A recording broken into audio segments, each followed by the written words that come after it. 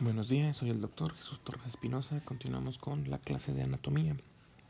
En la clase anterior estuvimos revisando los límites de la cavidad retroperitoneal, así como los puntos que va a recubrir el peritoneo parietal y visceral. Esta cavidad retroperitoneal pues se va a encontrar, como lo dice, por la lámina, por detrás de la lámina posterior del peritoneo, y se va a encontrar pues limitada a los lados por la lámina lateral del peritoneo y en el centro pues por la columna vertebral. Este espacio pues lo que va a contener es a los grandes vasos, también nos va a contener a lo que serían los ureteros, los riñones, tanto grandes vasos me refiero como a arteria aorta como vena cava, y también al conducto linfático que va a drenar la parte abdominal de la linfa. En lo primero que vamos a revisar en este caso pues van a ser los riñones.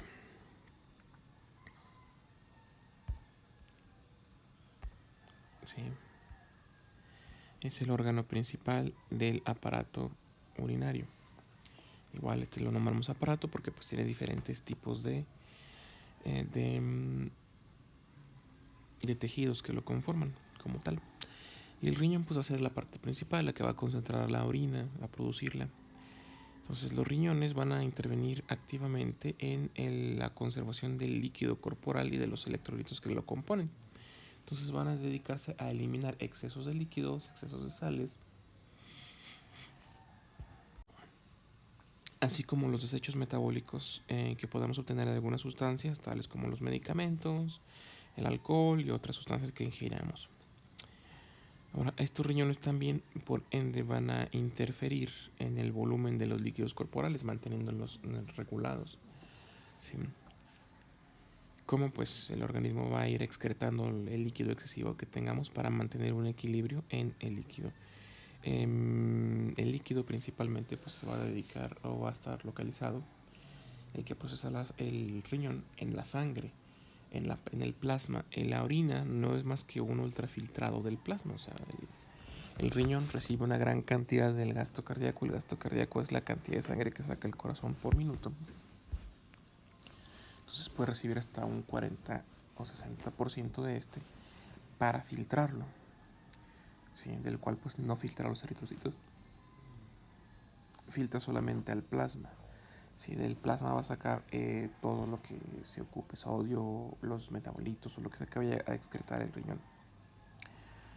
También nos sirve para mantener el equilibrio ácido básico, porque a la hora de estar excretando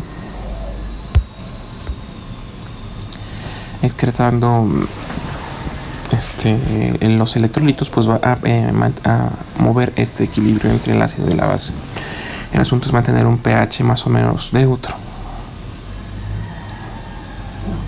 La mayoría de sus funciones corresponden a la fisiología del organismo, por eso menciona aquí que mantiene o regula la osmolalidad, que va a ser la concentración de soluto dentro del plasma, o sea, la concentración de partículas disueltas en el plasma. A la vez, si regula el volumen de plasma y la cantidad de soluto que hay dentro del plasma mismo, pues nos va a ayudar a regular la presión arterial. O sea, por ejemplo, en patología, si hablamos de la hipertensión arterial, el medicamento de primera línea que ocupamos para controlar esta hipertensión son los diuréticos, que van a incrementar la excreta de orina. Si nosotros incrementamos la excreta de orina, disminuimos el volumen sanguíneo, por tanto disminuirá la presión arterial. También tiene una función endocrina porque va a producir algunas sustancias tales como por ejemplo la eritropoyetina. La eritropoyetina, su función es estimular a la médula ósea roja para que produzca eritrocitos. Entonces, por ejemplo, en una insuficiencia renal crónica, uno de los primeros datos que notamos es que nuestro paciente tiene una anemia que no encontramos la forma de explicar. ¿Por qué? Pues porque se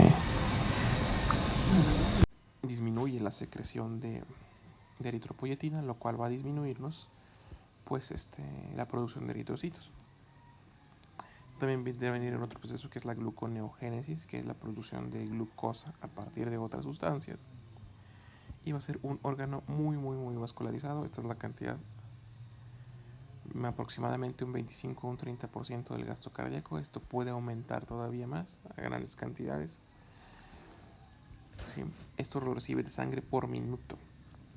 Estamos hablando que constantemente está filtrando la sangre con la intención de mantener unos niveles sanguíneos pues adecuados, ¿sí? Ya sea en concentración tanto de líquidos como de plasma, como de electrolitos y otros solutos.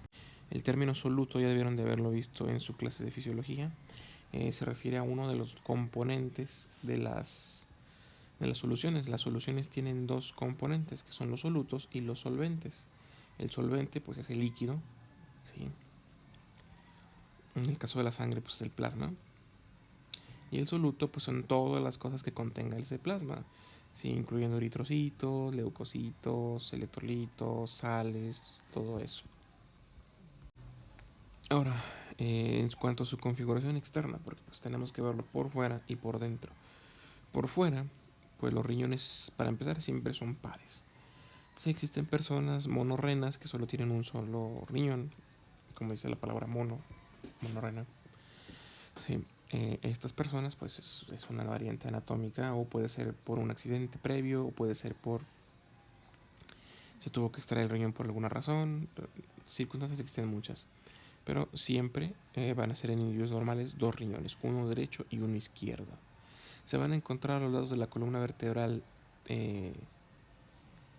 lumbar. Sí, aquí está mal, esto no es T, es L. Están a la altura de L2 y L3. Uno siempre está más abajo que otro. Se van a hallar en la pared posterior del abdomen, en la cavidad retroperitoneal, como ya hemos dicho con antelación. Se van a encontrar por delante de la 11ª y 12ª costilla, ¿sí? Y van a tener un hilio igual que otros órganos como los pulmones o el corazón. Este hilio renal se va a encontrar en el espacio que separa la primera de la segunda vértebra lumbar, ahí donde se van a encontrar. Tienen forma como de haba o de frijol, ¿sí? Tienen un color avinado, más o menos, esto es por la vascularidad que tienen, ¿sí? En esta imagen pues vemos en la localización que tienen. Como pueden observar, es una imagen postero-anterior, lo estamos viendo desde atrás. Entonces, para el caso, el riñón derecho siempre se encuentra un poco más abajo que el izquierdo. Entonces aquí vamos a encontrarlos casi a nivel de lo que sería la vértebra T12, L1 y L2. Y el hilio renal siempre se encuentra en el espacio que hay entre L1 y L2. ¿Sí? Están en relación con la costilla 11 y 12. ¿Sí? Se encuentran pues en el espacio que hay entre el último arco costal y la cresta ilíaca. ¿Sí? Entonces también aquí alcanzamos a observar a nivel de donde si el hilio empieza a esa altura también empieza el uretero, es donde sale. El uretero pues no son más que el conducto colector que va a estar sacando la orina de de los riñones, por donde va a ir saliendo la filtración.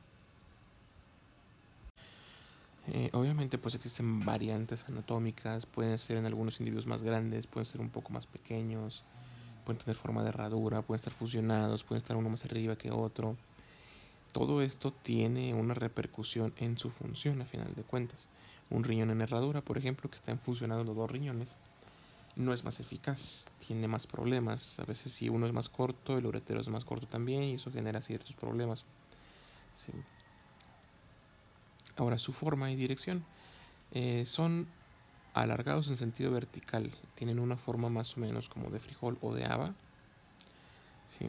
Como se fijan en la imagen, pues tienen un color avinado, esto es por la cantidad de sangre que reciben. Su eje longitudinal va a ir de arriba hacia abajo y de adentro hacia afuera. ¿Sí? De arriba hacia abajo primero y luego de adentro hacia afuera.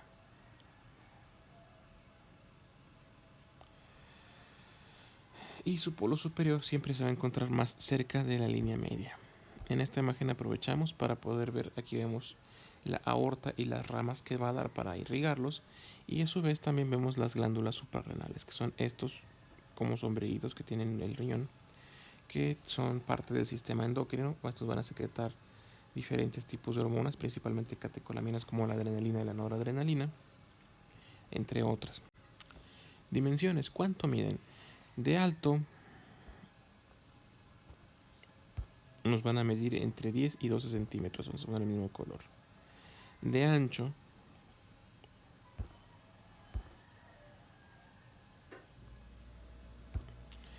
entre 5 y 8 centímetros.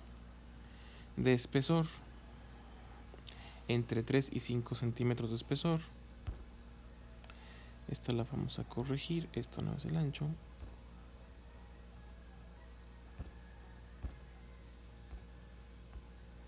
Esto sería el ancho y esto sería el espesor. O sea, el espesor sería entre 3 y 5. Van a pesar entre 140 gramos y 120 gramos. 140 gramos en el varón, 120 gramos en la mujer. Sí, esto es por cada uno, no por ambos. Ahora, sus medios de fijación, porque también tiene un problema aquí si nuestro paciente tiene alguna falta de esos ligamentos. No se pueden estar moviendo libres por la cavidad. Se encuentran, como dije, en la cavidad retroperitoneal. Y los medios de fijación son muy sencillos. Tenemos una fascia renal, que esta lo va a cubrir o lo va a envolver alrededor.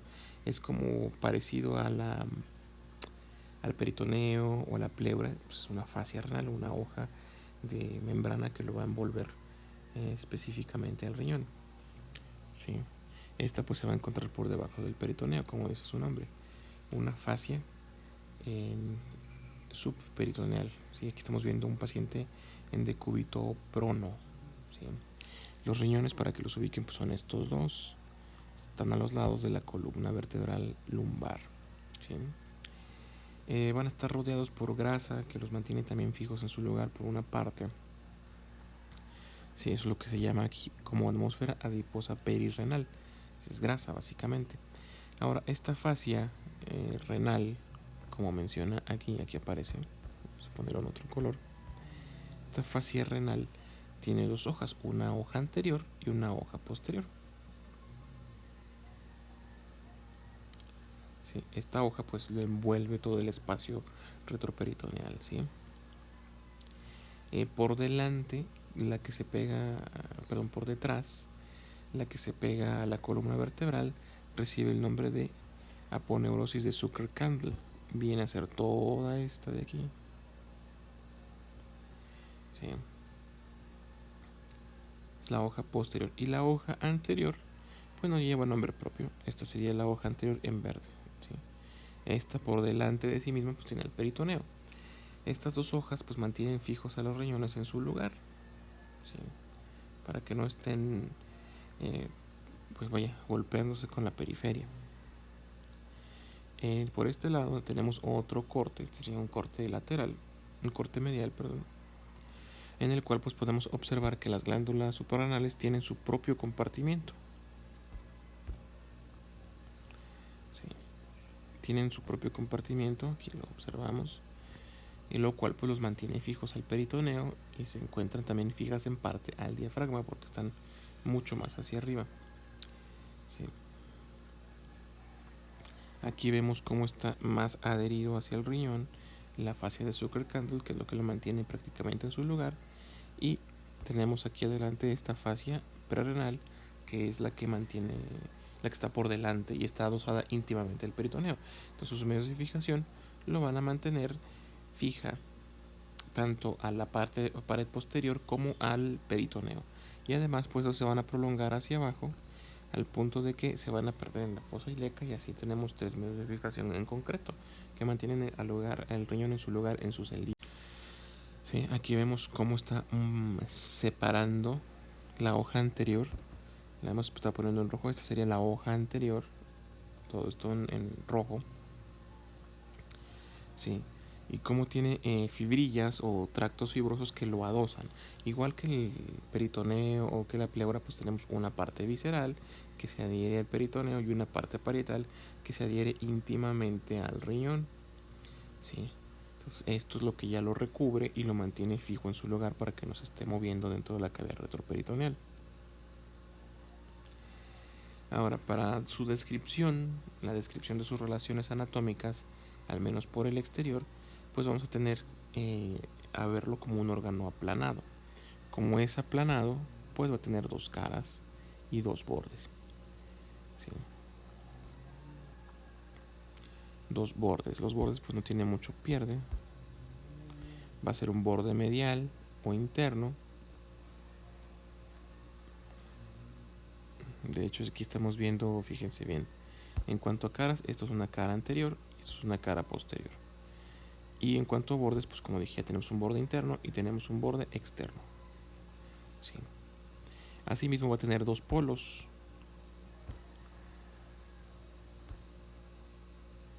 Estos polos se van a dividir en superior e inferior. Y va a estar trilobulado. Los lóbulos pues son segmentos que podemos distinguir desde el exterior. O sea, no tenemos que cortarlo, moverlo o hacerle algo para poderlo ver. Se van a dividir por cisuras, algunas más marcadas que otras. Si se fijan, aquí tenemos una cisura superior que se nota mucho, se ve muy bien, muy claramente.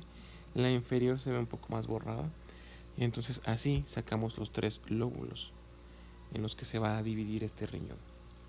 Entonces, hasta aquí terminaríamos la clase de hoy. Continuamos mañana con más situaciones del riñón. Vamos a tratar de verlo todo en cuanto a su configuración externa e interna.